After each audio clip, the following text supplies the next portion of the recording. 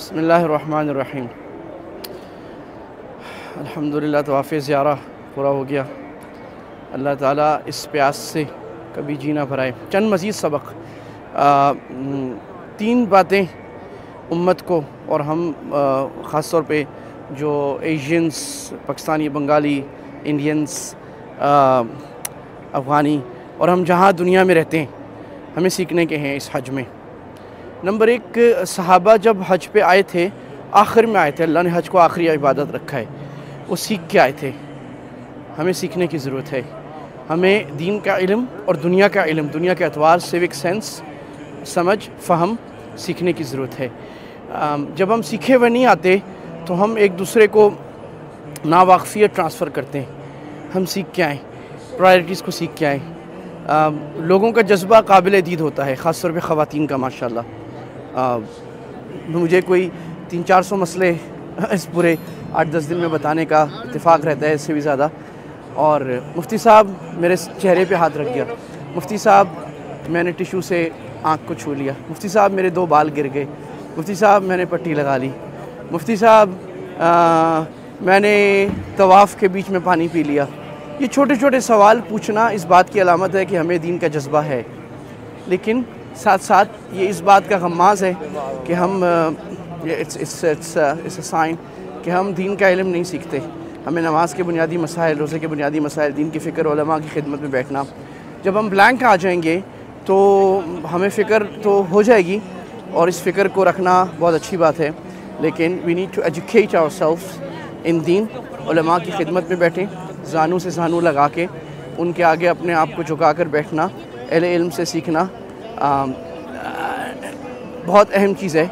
इसके बग़ैर हमारा आना जाना बहुत ज़्यादा फ्रूटफुल नहीं होगा। हम माशरत के दीन, सोशल दीन, बिज़नेस दीन, फैमिली दीन और इबादत के दीन सीखने वाले बन जाएँ। Number 2, we need to learn discipline.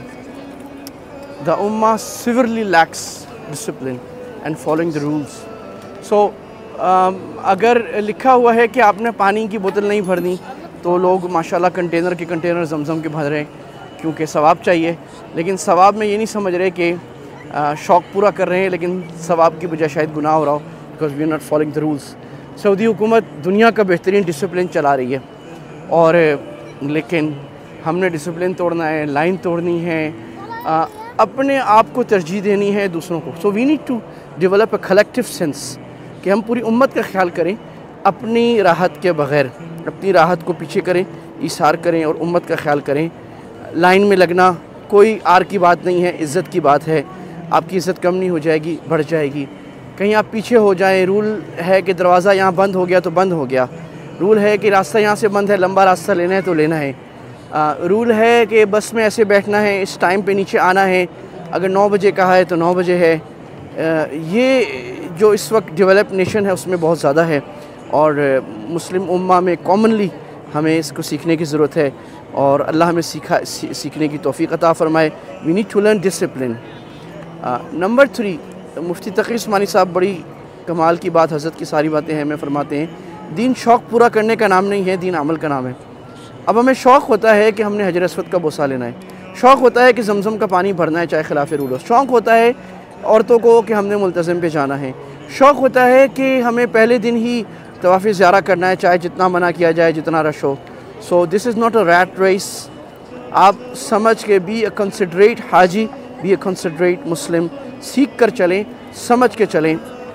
बहुत से लोग आकर यहाँ पर 2-4 एक किताब पढ़ के कुछ बातें सुन के अमल करते हैं।